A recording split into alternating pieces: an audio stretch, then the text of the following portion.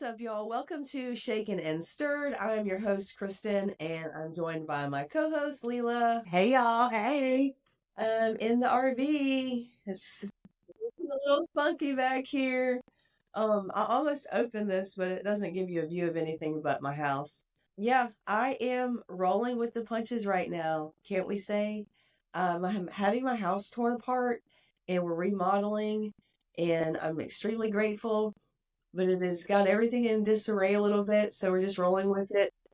My focus today, really, I was telling Leela, I want to talk about the magazine, why we chose for it to be quarterly, why we chose print, and subscription prices, and one issue versus 1 year versus 2 year, and that kind of thing. When I first started talking to everybody about this, it didn't occur to me that more than one issue would have to come out. It's like one and done. Just nail it and get it done.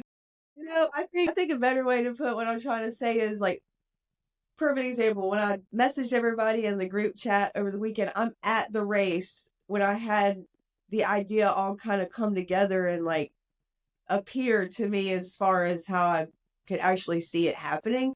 And that was when I started messaging people and being like, hey, if I did this thing, you think you'd want to do it with me? And people were like, so many girls were just like, yeah, absolutely, I'll do it. It hyped me up. It hyped me up. But I was not thinking in terms of like monthly issues, quarterly issues. In my mind, it just was like, you make a magazine. Yeah. Yeah. As it came time to like plan the outline and plan the contents of the magazine, it occurred to me, that next step is, oh, wow, actually has to be content that goes with these things. So It to does.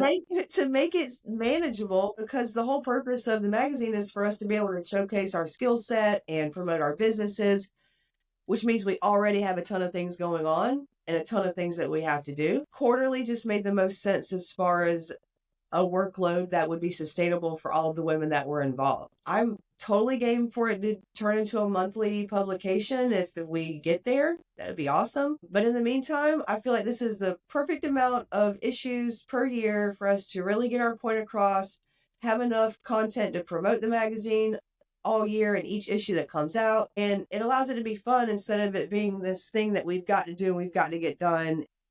It just is the most manageable, sustainable way to do it. And I have learned a lot over the years with all of the different things that we have taken on. You saw that reel I sent you today from Gary Vee? No, I have not. I was working this morning. Well, I'm just gonna give a brief little synopsis of it since it was me to a T. He says something about he's the least focused person that that anybody knows. He's got this business, this business, this business, that business. He's going to think of 3 more businesses he could start today. And by the end of the week, he will probably have started one of them. And that's just who he is as a person. It's his entrepreneurial spirit. And it's exactly how I feel. I have a ton of ideas and most of them aren't good, which is why I don't follow most of them. When they are good, you feel it. And I feel like this is it, y'all. This is it. So I can't tell you how many people have reached out to me like, wait, what? A magazine? Like an actual magazine? Like it's this like, oh my God, because everything's gone so digital, but we still want a magazine. People want like, I have people like, oh my God, y'all are actually like, it's going to be in print. I'm like, yes, like this is not an online this is a actual physical magazine. You can flip through it while you're on the toilet if you want. Yeah, and I don't dislike the idea of it being digital, but it just, for me, I'm a millennial. I grew up reading magazines. My first magazine was Sassy Magazine, and I was like 11, and I loved it, and I learned so many things from it. And it just continued as I got older. I read YM. I had Teen People magazine. 17. I loved magazines. As I got older, I was obsessed with Maxim and Cosmo and even People magazine. Mm-hmm. If you could read it, I wanted to read it because I was just in love with reading when I was a little girl, first of all. But you can experience so many more things through the written word that you wouldn't in a digital format. Digital is quicker paced. If you didn't read it the first time, you're going to have to rewind it. This allows you to do it at your own speed, at your own. Yes.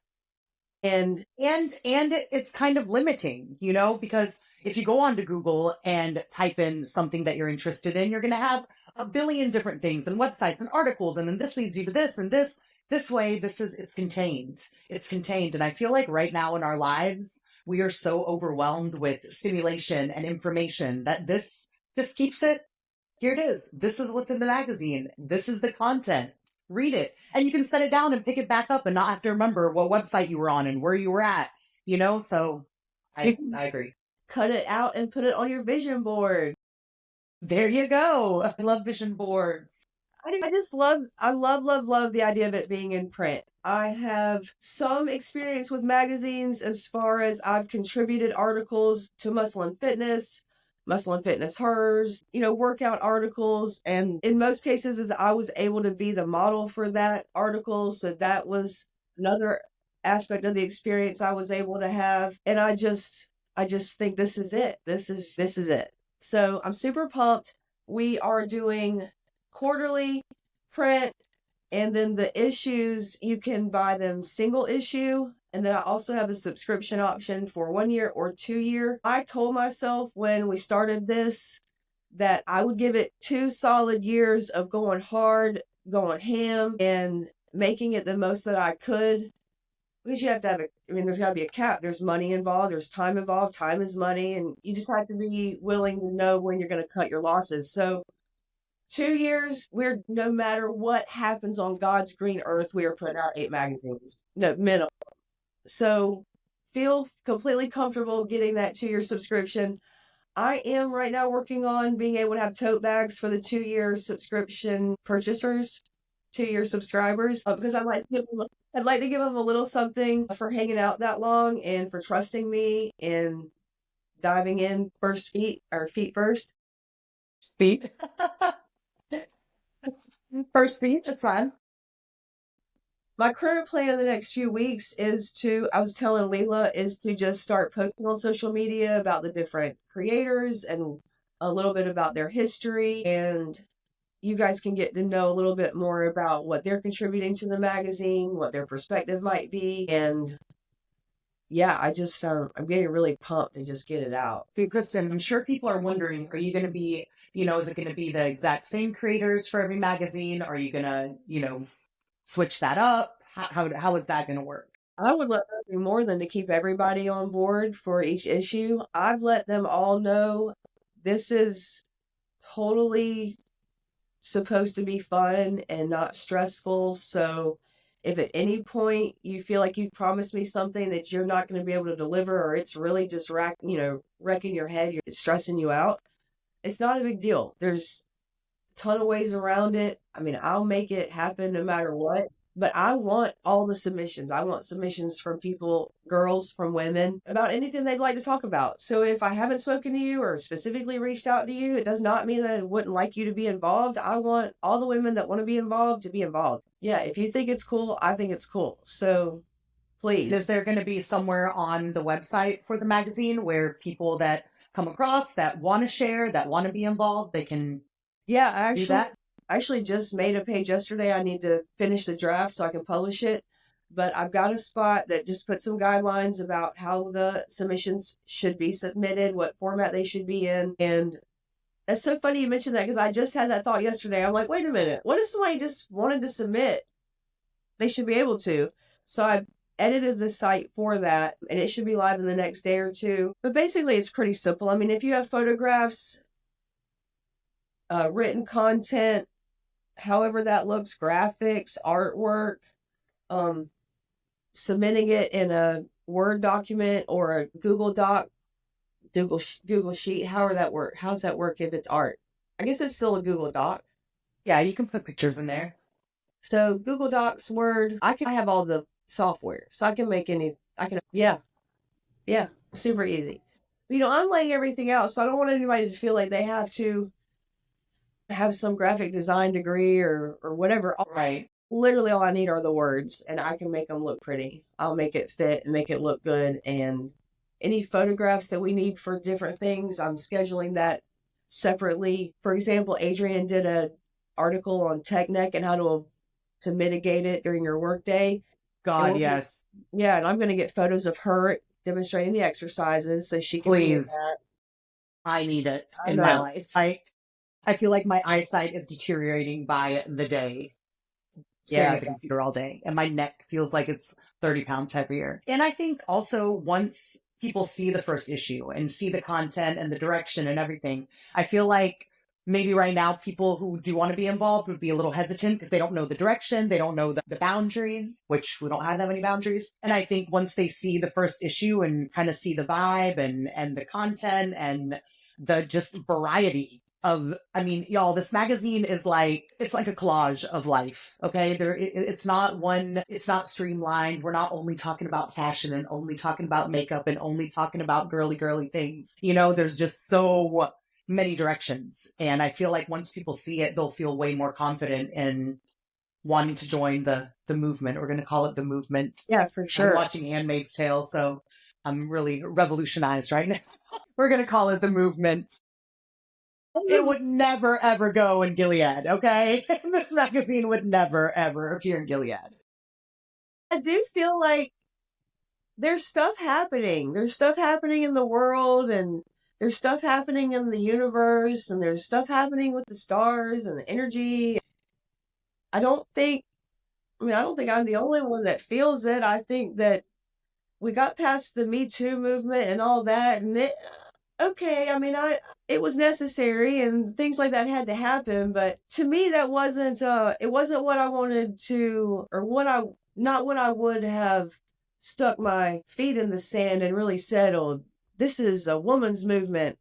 That really to me felt like a sexual abuse movement.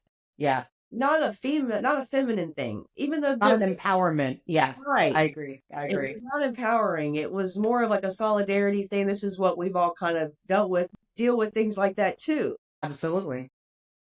So it didn't feel very empowering, like you said. But I think since we moved out of that and away from that and other things have happened, I don't know. I feel it. I can feel it. And I'm riding the wave. I'm riding it. I think we are in a time period where expectations of women are changing. The expectations women have of themselves are changing. The box that we put ourselves is getting getting a lot bigger, or we have just busted out of that motherfucker. Right. I was about to say, some people are trying to close that box back in, but I feel like we're too far gone. And honey, you're not about to lock us in no box, okay? You're just not.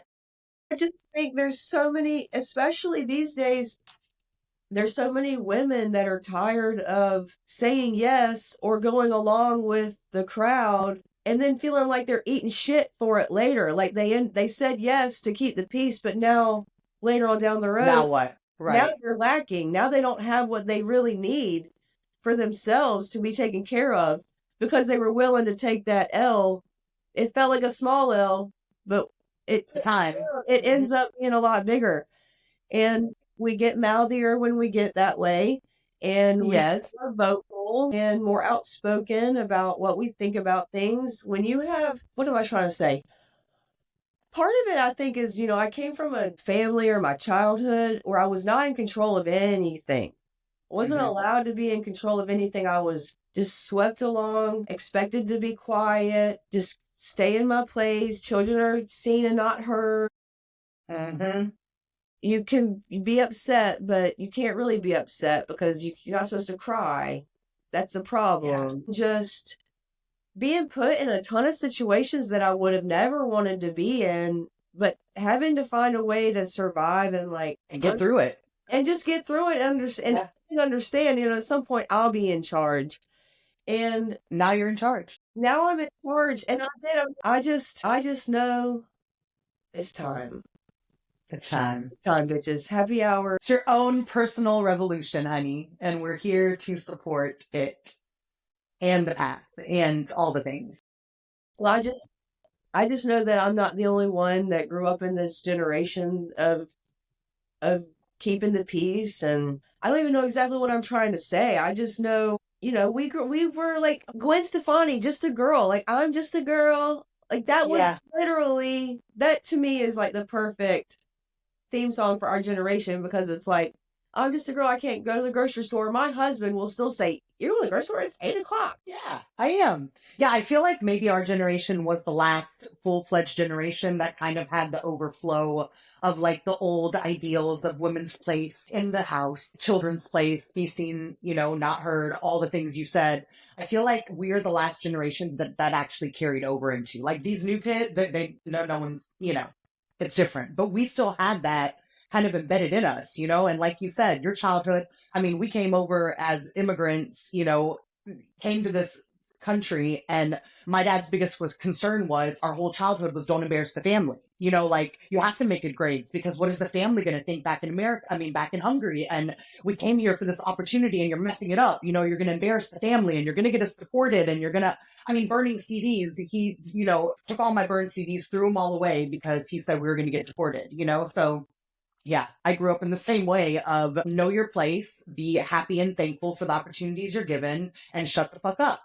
Yeah. And do as you're told and say yes to everything and have a smile on your face while doing it because here we are. Yeah. Okay? So, I get it. Right. Now, who did anybody tell you could be president? I mean, I feel like we did have that generation where they started saying, well, you can be anything you want, but we didn't see it. You didn't see a picture of a female president hanging on the wall of your elementary school. You didn't see pictures of the evolutionarily, advanced women that were able to take us further and make those steps.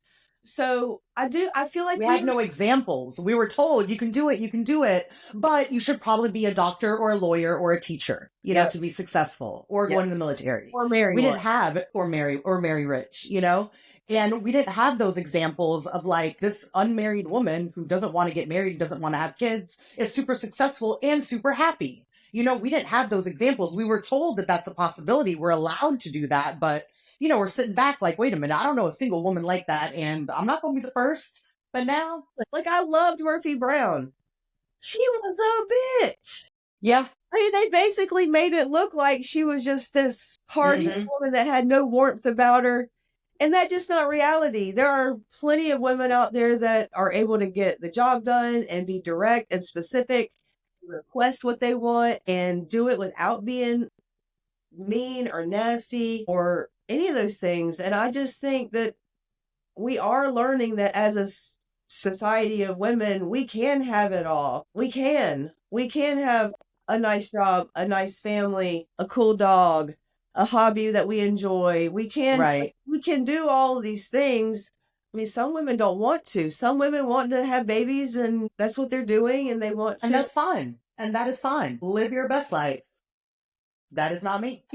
Well, I'm not that woman. I mean, I know I would love children. I just know that I also would not love letting them walk around in the world.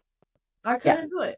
This is not a world I want to ever raise a child in. As much as I love my dogs, and I'm not comparing, before anybody gets their opinions wrong, I'm not calm down. Actual dogs to children.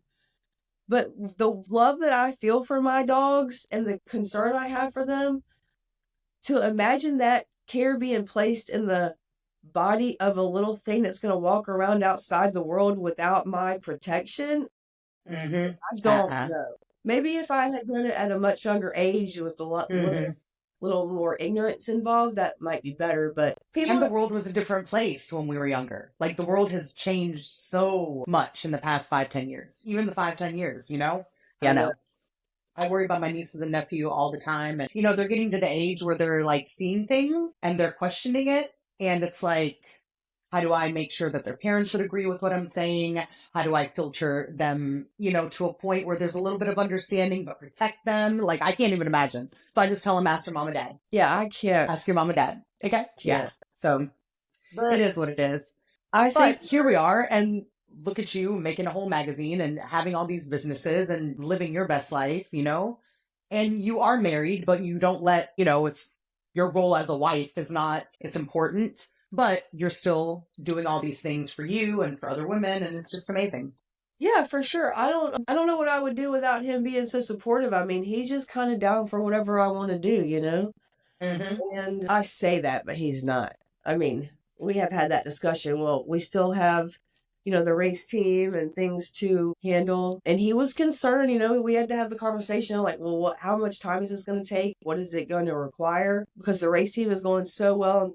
We feel like we're just now getting some really good momentum, even though we've been doing it for a while and have been successful for a minute. Now we're reaching the point where some things that we've been planning for are starting to happen. Mm-hmm. Danica's getting to the age where we're going to start looking at different types of race. It just is, everything is going the way that we want it to. So I think it's great. This is perfect timing for all of this. The magazine is coming out April 1st, and this is like a weird thing to say because it's actually got to go through the mail process and it's not coming directly from me. So it will be roughly April 1st. Mm-hmm.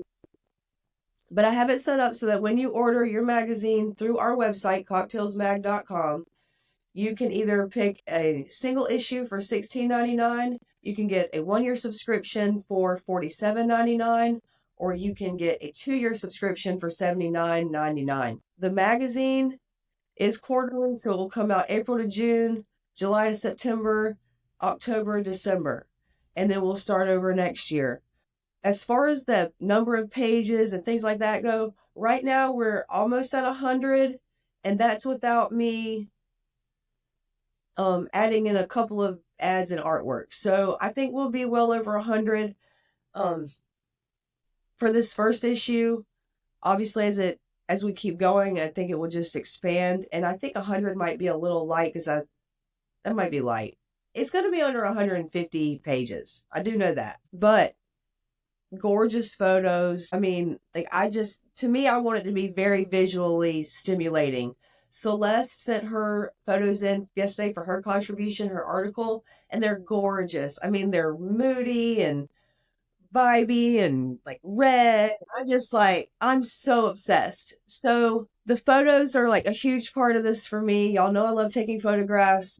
Oh, an exciting little tidbit that I haven't talked about yet is a boudoir photographer that I was introduced to has a phenomenal business of women and a Facebook page that is just packed full of ladies and photo shoots that she has done over the years that are super sexy, very flattering, very tasteful. We haven't decided exactly if she's going to have her own section or if it's going to be a part of the like spicy section of the magazine, but just know, y'all, there will be sexy, beautiful women in this magazine, and it's one of the things that to me just makes the print so perfect is it's a little contained. It's going to be a little hard to find. You're not going to be able to find it digitally. So if you want to see the layout or the spread of these women, you're going to have to buy the magazine. But yeah, I'm excited to push that envelope. She's got a treasure trove of women. I'm down. I want her to shoot me. I've always wanted to do a boudoir shoot.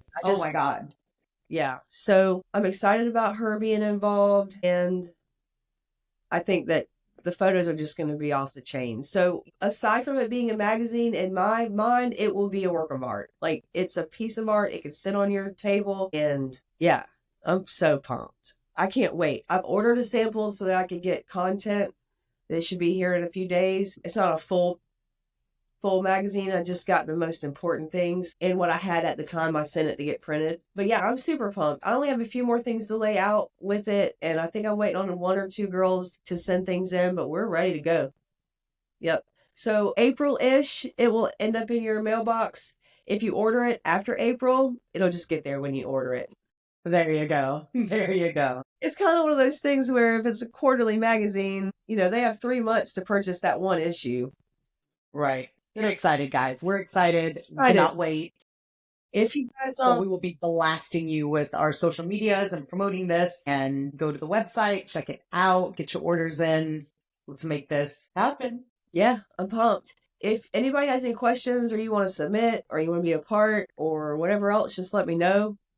You can find me on my social media or email, anywhere you can find me. Y'all know where to find me. The Instagram for cocktails is @cocktailsmag_. And it also, there's a Facebook page, Cocktails Mag. So it's Cocktails Magazine, actually. I think that's pretty much it. That's it for now. Yeah, that's it for now.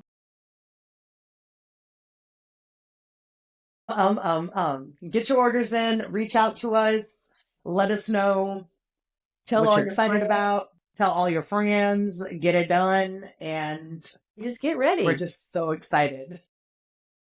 I feel like a child is being born or something like, Yeah. ah, Yeah. All right. Simba. I think a simulation. Right. But yeah, we're doing it, and I'd love for you guys to be a part of it in whatever capacity that is, as a reader, contributor. Yeah, let's do it. All right, guys. So see you next time. Reach out if you have any questions. Check us out on all socials and let's get this thing going.